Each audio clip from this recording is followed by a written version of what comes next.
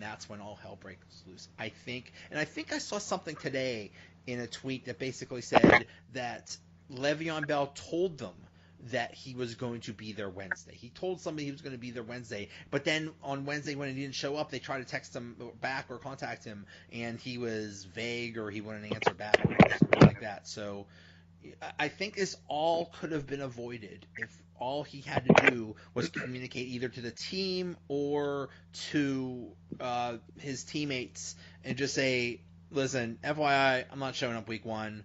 Here's why, and I think they would have understood because I think they all support each other in contract negotiations and stuff. But I think it sure sounds like either he lied to them or he didn't tell them what was going on. And he did say in the summer, it's like, don't worry, I'll be there week 1. I mean, I think it really is what it came to. And then I saw something that said, oh, don't worry, he'll be there Saturday. Like, why would you show up Saturday? I mean, yeah, to collect the game check, but you've pissed off everybody. Everybody is mad at you. You're just for a couple days. That made no sense. So anyway, one thing that I predicted when that happened, because they all were mad at Le'Veon, but they all said nice things about James Conner, and they basically said this is a great kid, he's ready. And what we saw today was that not only was James Conner ready, but I think they tried extra hard to make him succeed. I remember that first touchdown that Conner scored. The block, the hole for that was as wide as Rhode Island. That was like textbook blocking, and the lineman looked so happy when he scored the touchdown too. They looked like they were just ready to keep rolling, and he had a hell of a game. I mean, you couldn't really say much bad about him up until the fumble, but that doesn't negate the rest of his game and his contributions to how the game played out. Well, what do you guys think about the offensive line and the percentage that they contribute to the success of the run game?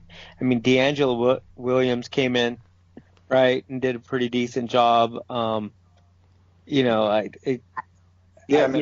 it as much the offensive line as much as who the back is? I mean, you still have to have burst of speed and all that other stuff, but I'm a Pitt grad. I love Conner, but you just got to wonder, as long as you have a decent running back, that they're going to be successful behind the line. Yeah, and I think it depends. That it's important to have them perform that way every game. I don't want to hear that they gave an extra effort simply in this game to prove a point to Le'Veon, because that's true. Every game.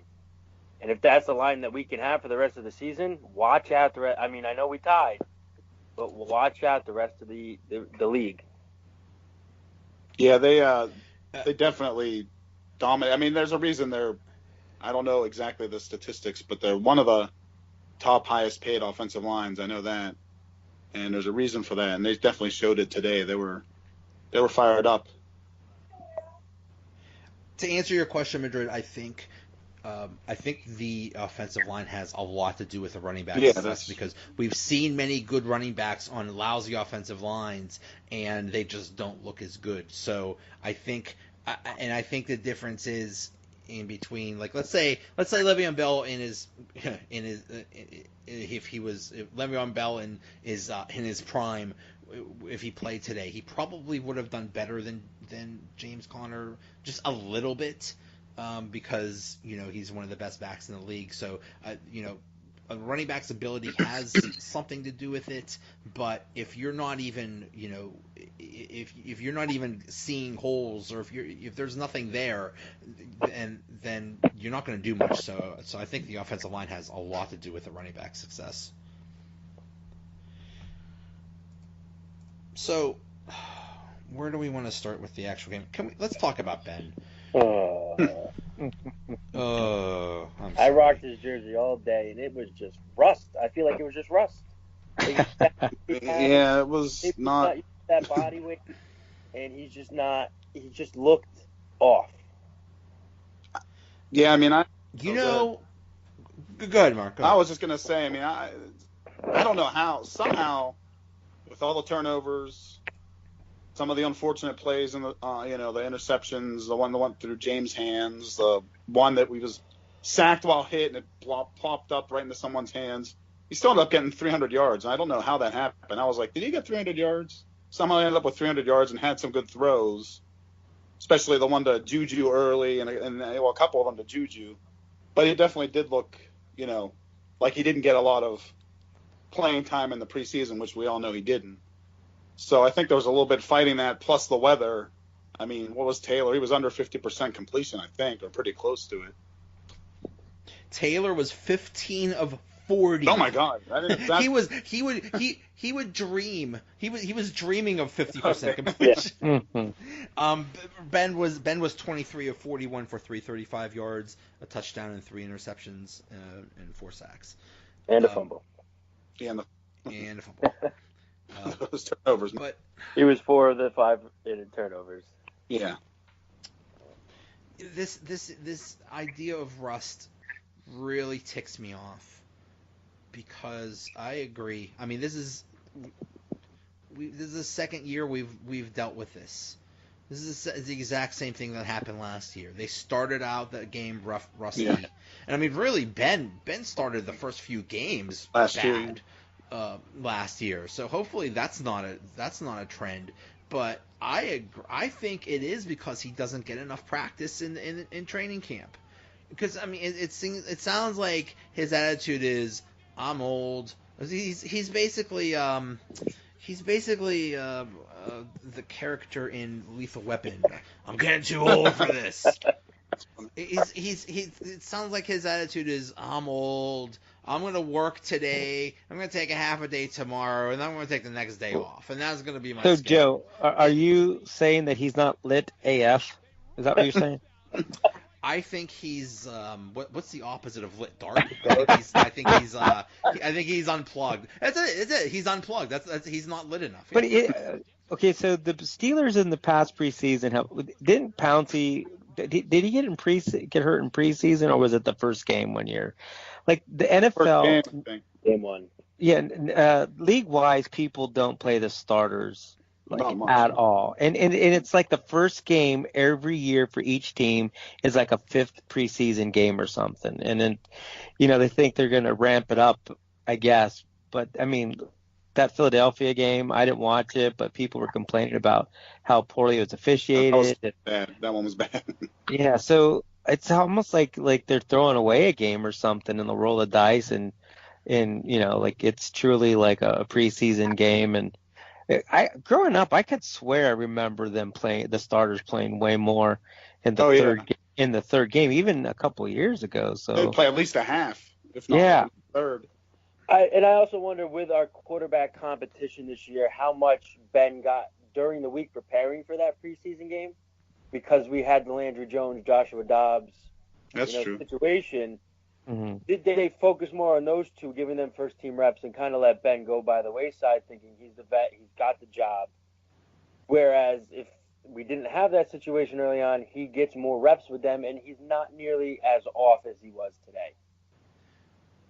It could be, and you're right. It's not just with the Steelers. No team.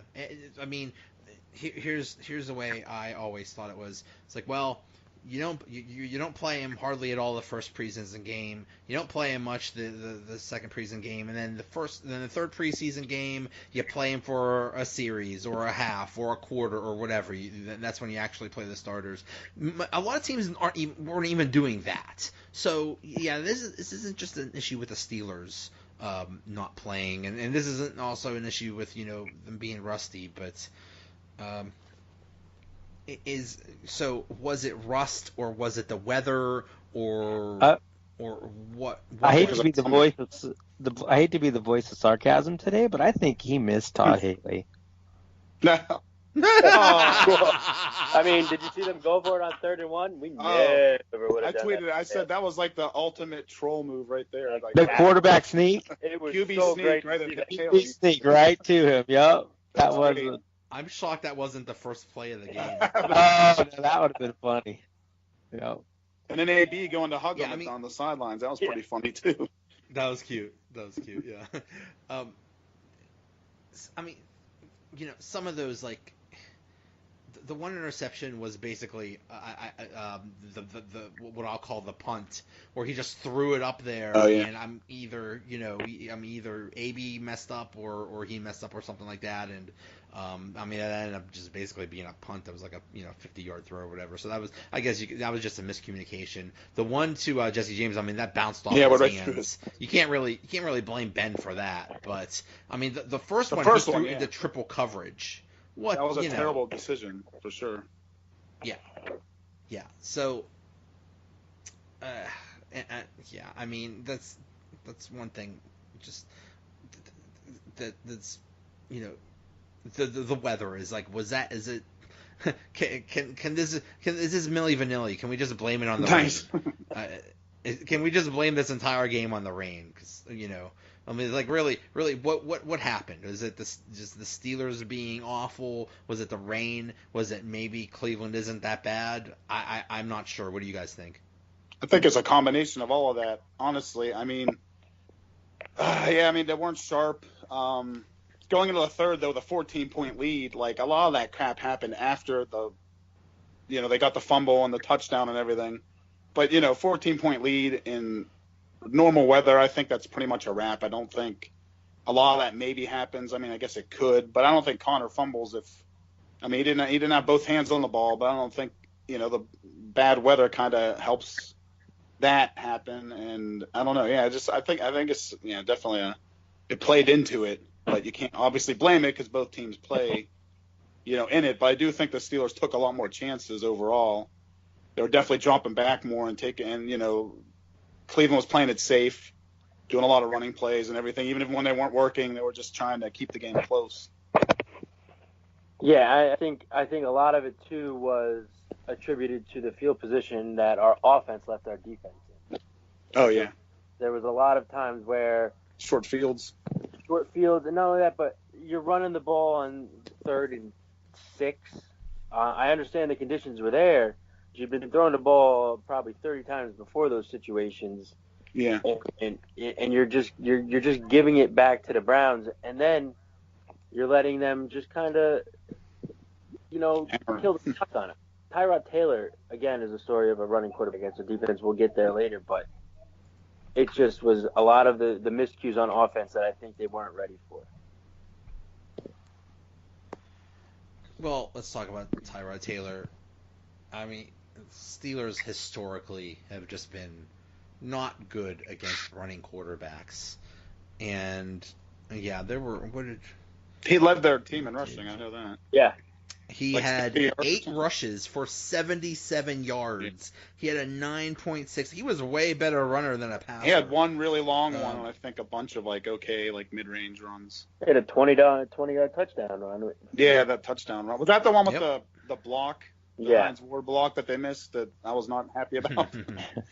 They named it after our team. They got to call that. Come on, we're playing them. Who is their first-string running back? Well, it had to be Carlos Hyde because he had 22 rushes for 62 yards. And so he was the one that got the most catches majority or touches. Nick Chubb only got 3 rushes, and Duke Johnson the best. Got, What, you like his name? Last name. It's pretty funny. You want that jersey just so it could say you had a Chubb.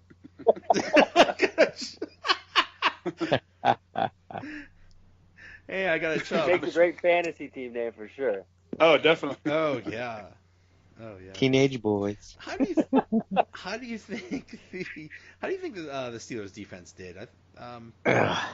Except for the short field, I thought that they really stepped up. Like T.J. Watt, he was dominant today. Saved the game. He was dominant. Blocked the field goal. Yeah. 4 sacks. I didn't even realize he had 4 sacks either. 4? Wow. Yeah, they ended up giving him. He had 4. I thought he had 3, but someone said the stats show 4. T.J. Watt had 4 sacks. And he was everywhere too. He was around the ball constantly, even before the sacks in the first half. I thought not only that, you're right. He had 4 sacks and 4 tackles for loss. Oh wow! So, yeah, he was a monster. The whole D line did pretty good too. They were getting pressure. Hayward had a sack. They didn't really run the ball very well. I don't know what their average was, but it's pretty low. If you remove Tyrod, yeah, it was very low. Yeah, we have. Yeah, removed the running quarterback.